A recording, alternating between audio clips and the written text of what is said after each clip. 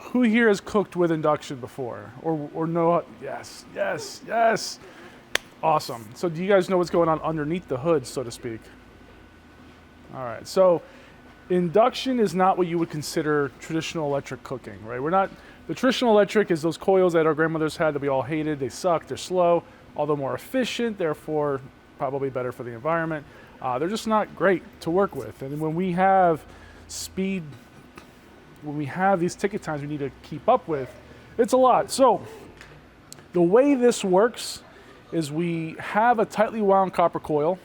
We turn this on. The electricity goes through it. As it's going round and round and round, it's creating what's called an eddy current. The eddy current creates an oscillating magnetic wave that excites the ferrous molecules in the pan, the same way that the water molecules get excited in a microwave. It creates molecular friction to the point where it creates heat. That heat is what cooks. So in a commercial sense, we can boil water in like 90 seconds, when in your home it might take, or when the same commercial gas range might take you 4 to 6 minutes. So a lot faster, which means we have increased turnover, or rather increased throughput. So now we can go from cooking about 38 pounds of food per hour to 70 pounds of food per hour, right?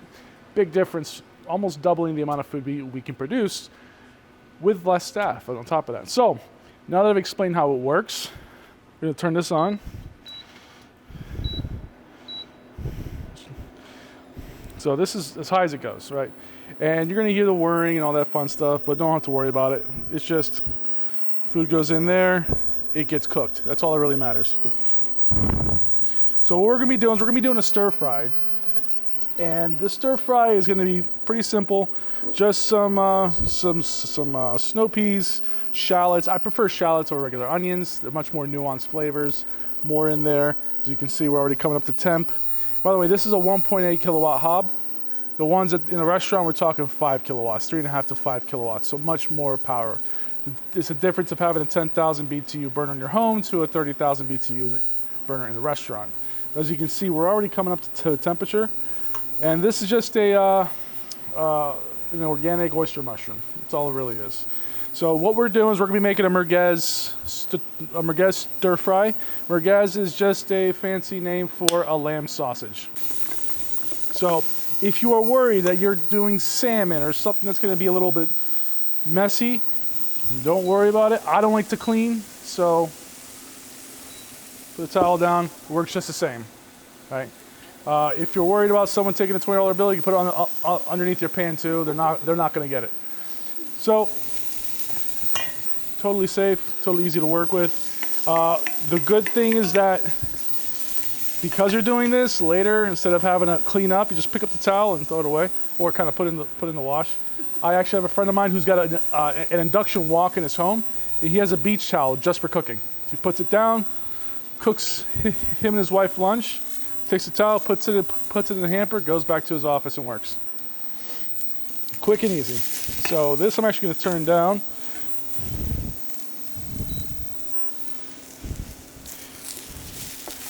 So I chose this because it's kind of like a one-pot wonder. It doesn't take a lot of know-how. It doesn't take a lot of dishes either, so I don't have to worry about all this. Just do this and I'm done. I don't have to wipe down. And then toss some of that Merguez. Lamb sausage. Does anyone have any questions about induction cooking? So it's only hot to the touch where the pan is. I can put my hand all around it. It's perfectly safe.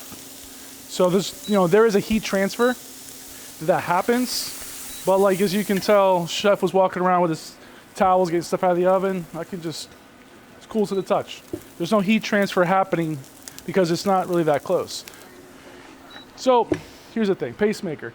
The electromagnetic current coming off of this thing is only about 1 inch or 2 off, right? If it was a concern, this handle would be getting hot as well. It's made out of the same material, but it's not, okay? There was a study that was done to see, is induction actually dangerous for pacemakers? And the answer is yes, with an exception. If you have a left-facing unipolar pacemaker, and you stand perfectly still, your hand outstretched and you hold this for over 10 to 20 minutes, If you didn't need that thing to constantly work, the pacemaker to constantly work, then you would be at risk of an issue. The problem is that it's a very specific set of circumstances that is less than 1% of the pacemakers put in, and let's face it, no one cooks like this with feet planted, arms outstretched for 10 minutes. It's just, you would get really sick of it.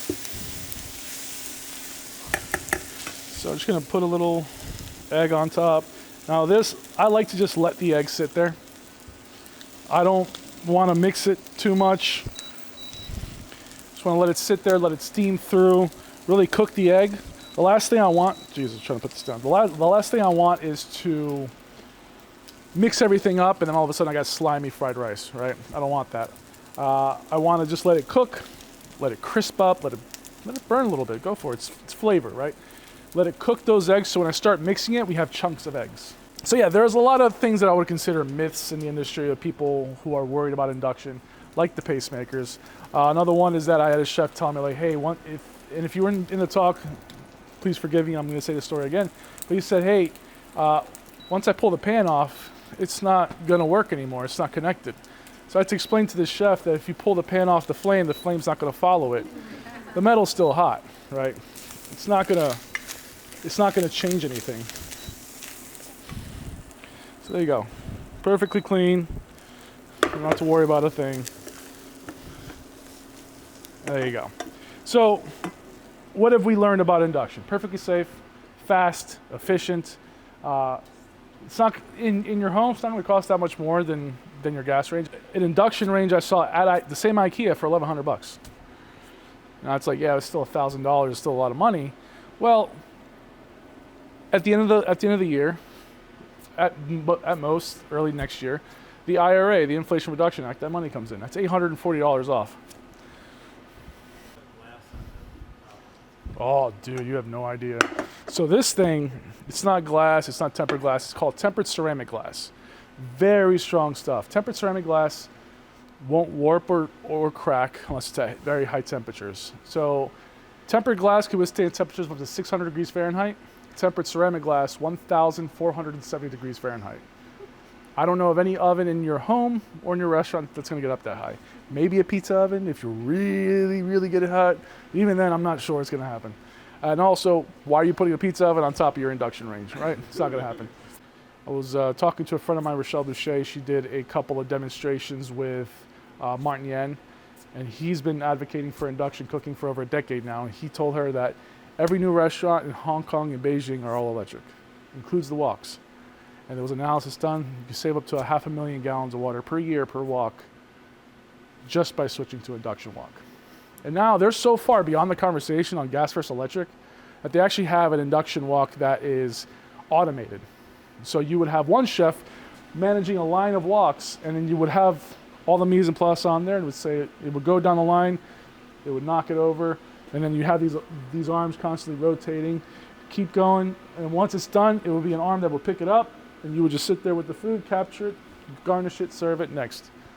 So they figured out how to do it. Wok cooking, calm, cool, collective, be able to put out a lot of food with a fraction of the manpower.